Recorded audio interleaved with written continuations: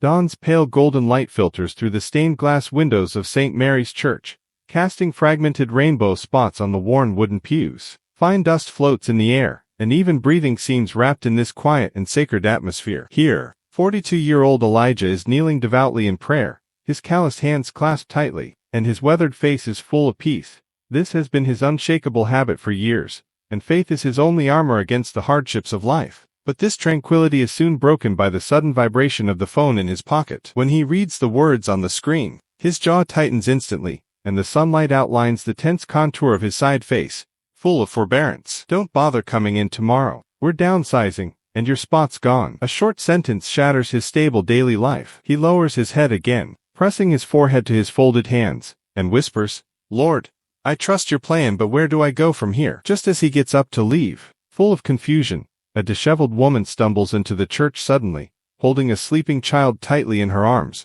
her eyes full of fear. At the moment their eyes meet, he catches a trace of familiar trance. But before he can speak, the woman hides behind the stone pillar like a frightened deer, and disappears in an instant. Who is this woman who broke in suddenly? Why is she so flustered? And Elijah, who has just lost his job?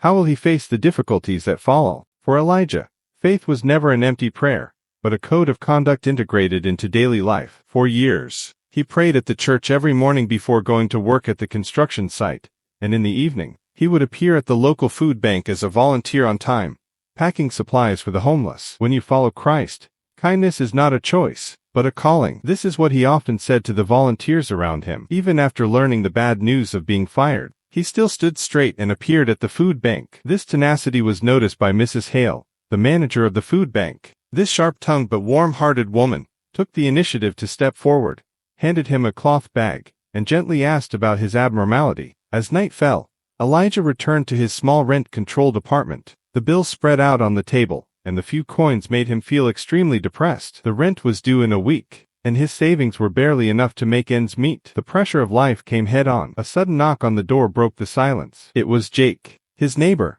a rough mechanic who was addicted to drinking. Jake, with a smell of alcohol, offered him a night work opportunity. No questions asked, paid in cash. The temptation was enough to solve his urgent needs, but Elijah looked at the wooden cross on his chest, remembered the love and honesty in the doctrine, and firmly refused. Faith won't pay your rent. Jake's mockery stung like a needle, but he never wavered. The next morning, on his way to the unemployment office, Elijah saw the mysterious woman from the church again. She was huddled under the wooden bus stop, the child in her arms sleeping soundly, and her damp coat made her shiver uncontrollably. Without hesitation, Elijah took off his own work jacket, which was old but warm, and gently draped it over her shoulders. The woman looked up, her eyes softening from vigilance. Her name was Leela, and the child in her arms was Mia. They were fleeing from her abusive husband, with nowhere to go. Elijah thought of his lonely childhood growing up in a foster home, and his heart softened instantly. He blurted out, "You can stay with me. It's not big, but dry and safe, and there's food." Leela looked stunned, tears streaming down her face. "Why are you helping me? We don't know each other." Elijah smiled and replied, "Jesus said to love your neighbor as yourself. That's enough." Elijah's kindness was never limited to strangers. For months, he had been quietly helping Mr. Bennett, an 80-year-old lonely man living upstairs. The old man suffered from severe arthritis, and couldn't even open a jar or carry groceries, but he was proud and unwilling to ask for help. So Elijah left fresh ingredients at his door every few days, with a note saying, "From a friend in Christ." After bringing Leela and Mia home that day, he also quietly repaired the old man's leaking faucet, and left the homemade soup jar that Leela insisted on making. However, kindness did not bring smooth sailing. While waiting in line at the grocery store, Elijah ran into his former colleague Derek. Derek had always resented Elijah's diligence and kindness because they made him look inferior. "Heard you got fired." "Great. You were always too busy playing the saint to work properly." Derek's mockery kept coming, and what was more angering was that he admitted that he had lied to the boss,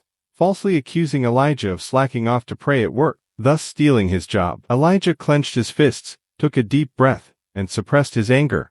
"Vengeance is not mine, but the Lord's." Derek's arrogant departure made Elijah's mood hit rock bottom. At night, watching Leela and Mia sleeping on the sofa, he sat by the window staring at the stars, and for the first time in years, he felt doubt. He tremblingly took out the yellowed Bible, flipped to Romans 8:28, and we know that in all things God works for the good of those who love him, who have been called according to his purpose. He read it over, and over again until confusion was replaced by determination, and he whispered, "Lord, I trust you." The next day, Elijah came to the food bank again. Mrs. Hale pulled him aside and told him the past with red eyes. A few years ago, her husband lost his job, and the whole family was on the verge of homelessness. In despair, she even wanted to steal from the food bank to feed her children. It was Elijah, who was volunteering at that time, who took the initiative to give her $20, saying it was a gift from God. That money supported them until her husband found a job. "I've never forgotten. Elijah, you're a good man, and good things don't happen to good men by accident." Mrs. Hale's words poured warmth into Elijah's heart. But the peace didn't last long. A week later, when Elijah took Leela and Mia to the park, he was stopped by Derek. Derek recognized Leela and knew that her husband, a notorious criminal, owed him $5,000. He threatened Leela to pay the money, otherwise he would tell her husband where she was. Leela froze instantly. Elijah immediately stood in front of them, his voice firm. "Leave her alone, Derek. She's done nothing to you." Derek suddenly pushed Elijah hard and roared fiercely, "Stay out of it, preacher boy. This is none of your business." Elijah stood his ground, his eyes becoming more determined. "Anything that hurts an innocent woman and child is my business. Now go." Derek's departure temporarily dissipated the tension in the air, but Elijah knew the trouble was not over. That evening, Mr. Bennett knocked on Elijah's door with his cane, holding an empty soup jar, his voice trembling. "I know it was you, Elijah. The produce, the faucet, the soup, it's all been you." The old man took out a small envelope from his arms, which contained all his savings. "It's not much, but I want you to have it. You need it more than I do." Elijah hurried to refuse, but the old man was firm. This sudden kindness made Elijah feel extremely warm. A week later, Elijah was praying in the church, seeking guidance for the future, when his phone in his pocket suddenly rang. It was Lila's voice, full of panic. "Derek found us. He's yelling outside the apartment. I'm so scared." Elijah. Elijah's heart tightened instantly, and he rushed home immediately. From a distance, he saw Derek waving a knife and roaring frantically on the sidewalk in front of the apartment building. Leela was huddled behind the door with Mia in her arms, trembling. "I told you to get the money. If you don't, I'll take what's mine. Her, this kid, everything." Derek's roar was full of madness. Elijah rushed forward without hesitation, standing between Derek and the apartment door. "Put the knife down, Derek. This isn't the way to solve the problem." Derek laughed wildly, his eyes ferocious. "You think your God will save you? He didn't save you from unemployment, didn't save you from poverty, and he can't save you now." As soon as the words fell, Derek rushed at Elijah with the knife in his hand. At this critical moment, a police car roared over, its siren blaring. Two policemen jumped out of the car quickly and pressed Derek to the ground. Leela gasped. Elijah turned around and saw Mr. Bennett standing behind the bush by the road, holding a phone. "I called the police. I saw him yelling, so I hid behind the bush and dialed 911. I wasn't going to let him hurt you." Derek was handcuffed and dragged into the police car, still roaring frantically. "You'll regret this, Elijah. You'll all regret this." But Elijah had no time to care. He quickly walked to Leela and Mia and comforted them softly. A policeman stepped forward and shook Elijah's hand. "We've been looking for Derek for months. He's wanted for assault, theft, and now attempted kidnapping." "Sir, you're a hero." Elijah shook his head. "I'm just an ordinary person following God's teachings." The policeman smiled and replied, "It's exactly these teachings that helped us get rid of a dangerous criminal." Just then, a vintage black car stopped by the road, and a man in a suit got out. It was Mr. Harrison, the owner of the construction company. He walked towards Elijah with a solemn expression.